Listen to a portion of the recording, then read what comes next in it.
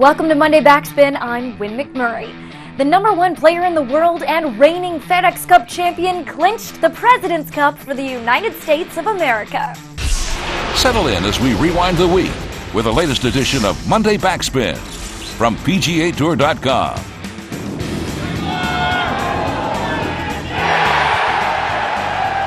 So appropriate that Tiger Woods, perfect for the week, clinches the cup for the United States. 12 players, 2 captains, and 1 very well-known expert in team chemistry came together in San Francisco as Team Red, White, and Blue. Looking to retain the President's Cup, having never lost on American soil, they welcomed an international team to Harding Park, who had their work cut out for them as they looked to capture the cup for only the 2nd time. The opening ceremony, blessed by Blue Angels and featuring the who's who in golf and some of the world's greatest leaders, set the tone for a week of camaraderie amongst the world's greatest golfers. And the global spirit reached a new high on Friday when the International Olympic Committee voted golf into the Olympic Games beginning in 2016. Golf is accepted as an Olympic sport. But that joint victory for the sport of golf didn't cloud the competitive nature of the team competition. It was the Americans against the Internationals at the President's Cup, a duel that only comes around every 2 years that delivers 4 of the most compelling days in all of golf. Day 1 of foursomes saw the Americans to the early lead, but the competition remained close. The tally 3.5 to 2.5. The 6 points available for Day 2's 4-ball matches were split on Friday. And with 10 team matches scheduled for a marathon day of golf on Saturday, the Internationals needed to come up big. Yes, sir. What a stealer.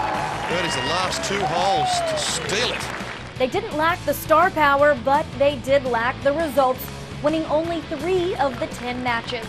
The best team for the Internationals proved to be President's Cup rookies Y.E. Yang and Ryo Ishikawa, who won all 3 of their matches together. For the Americans, the powerhouse duo was Tiger and Steve Stricker, winning all 4 of their matches together in the first 3 days of competition. And on Sunday, Tiger capped off a perfect week.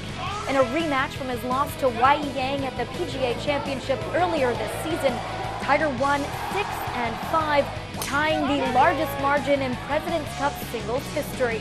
And his 5-0 record for the week, his best record in a President's Cup or Ryder Cup. Phil Mickelson also saw his best week in team competition. Also undefeated for the week, Lefty put up 4 wins and 1 halved match for the Americans. I think this week is a week where everybody gets to know each other, and relationships and friendships are formed that last a career. And this has just been a fun week for us to get to know all the other players and their wives and their caddies, and hopefully that will last throughout the rest of our career. Go behind the scenes with Fred Couples, Greg Norman, and 24 of golf's biggest stars with the 2009 President's Cup official film. Relive all of the passion and excitement on DVD for only $19.95 at shop.pgatour.com.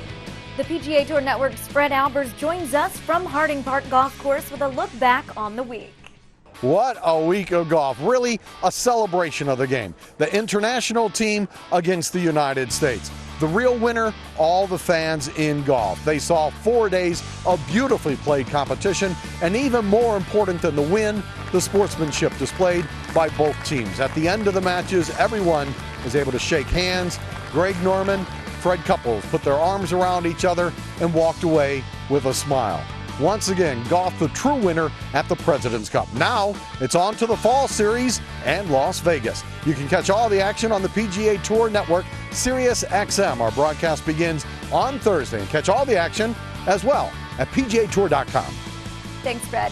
President's Cup players Jim Furyk, Anthony Kim, Hunter Mahan, and Tim Clark are on their way to Las Vegas for the Justin Timberlake Shriners Hospitals for Children Open. Coverage from TPC Summerlin begins Thursday on Golf Channel.